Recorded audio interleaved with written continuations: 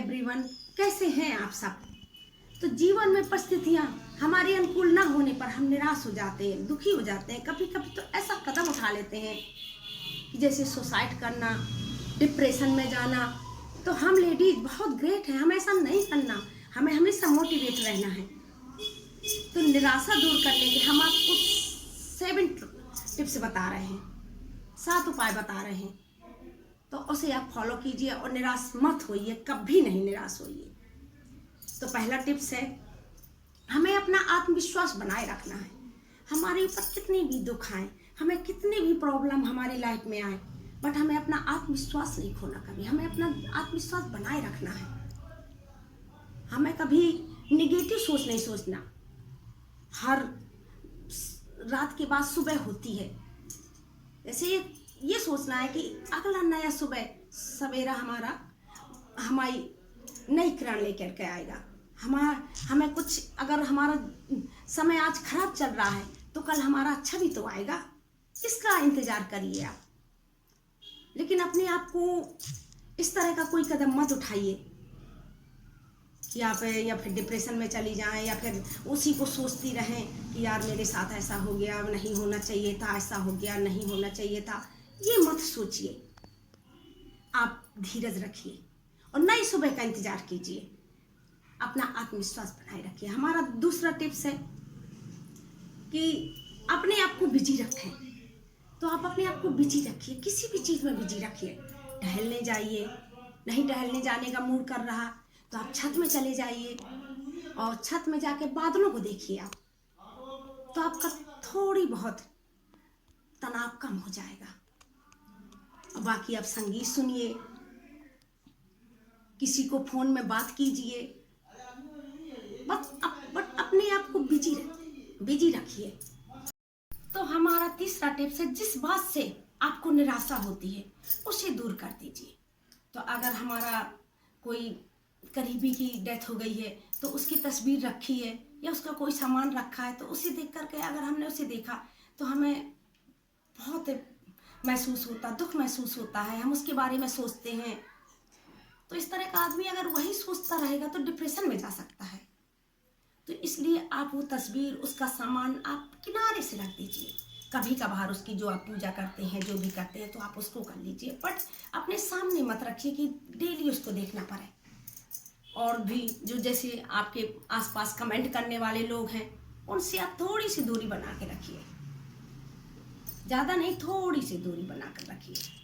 उनको इग्नोर करिए, उनके कमेंट पे आप ध्यान मत दीजिए। तो हमारा चौथा पॉइंट है कि अपने दुखों को दूसरे से शेयर करें। तो जो आपके अंदर दुख है उसे घुट घुट कर मत अपनी जिंदगी जिए, दूसरों से शेयर करिए। सबसे नहीं शेयर करिए। जैसे किसी लड़की के साथ कुछ गलत हो गया, कुछ बुरा हो गया है, कहीं भी हो गया, तो वो अपने अंदर रखे हुए है, अपना उसी को सोचती है, इस तरह वो डिप्रेशन में चली जाएगी। और जो वो लड़का जहाँ बुलाता है वहाँ वो जाती है। तो इस तरह से आपको नहीं करना। आपके साथ जो भी घटना घटित हुई है वो आप अपने पेरेंट्स से शेयर कीजिए। तो अगर समस्या है तो उसका समाधान भी है ना, तो वो समस्या का समाधान हो जाएगा। अगर आपको और भी किसी तरह का दुख है तो आप अपने करीबी से, जो आपके ज़्यादा करीब है, उससे शेयर कीजिए। तो आपका मन हल्का हो जाएगा। और आपका रोने का मन कर रहा है तो आप जी भर के रो लीजिए, तो भी आपका मन हल्का हो जाएगा। तो अपने दुख को आपको दूसरे से शेयर करना है। 5वां पॉइंट है, अपने आप को कभी दूसरे से कंपेयर मत कीजिए। ये ना कहिए कि यार वो ऐसे है तो मैं भी ऐसी हूँ, वो इस तरह का कार्य कर रहा, मैं क्यों नहीं कर रही। अरे आपके अंदर दूसरी खूबी है, आपके अंदर दूसरा टैलेंट है। अपने टैलेंट को पहचानिए, आप वो कार्य कीजिए। सबके अंदर कुछ ना कुछ होता है टैलेंट, तो आप अपने टैलेंट को पहचान कर अपने अनुसार कार्य कीजिए, न कि उसकी तरह। अगर आपको कुछ सीखने को मिल रहा है तो सीखिए, बहुत अच्छी बात है। मैं भी सीखती हूँ।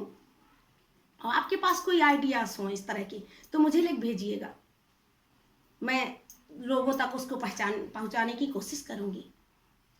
तो हमारा 6वां पॉइंट है, फ्रेंड सर्किल। आपके फ्रेंड को अच्छे रखना चाहिए।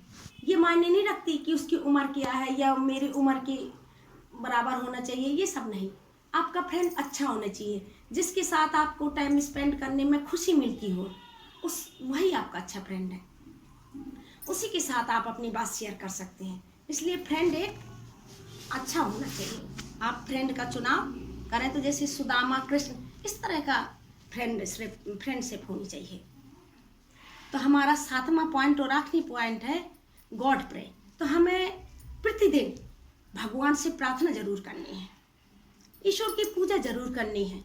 कुछ लोग हैं तो उन्हें कहा मेरा ऐसा काम बिगड़ गया, मैं गॉड से प्रे नहीं करूँगी। अरे भाई क्या बात है, आपने जो कर्म किए उसके अनुसार आपको फल मिला। अब आपने ये सोच लिया मैं गॉड से प्रे नहीं करूँगी।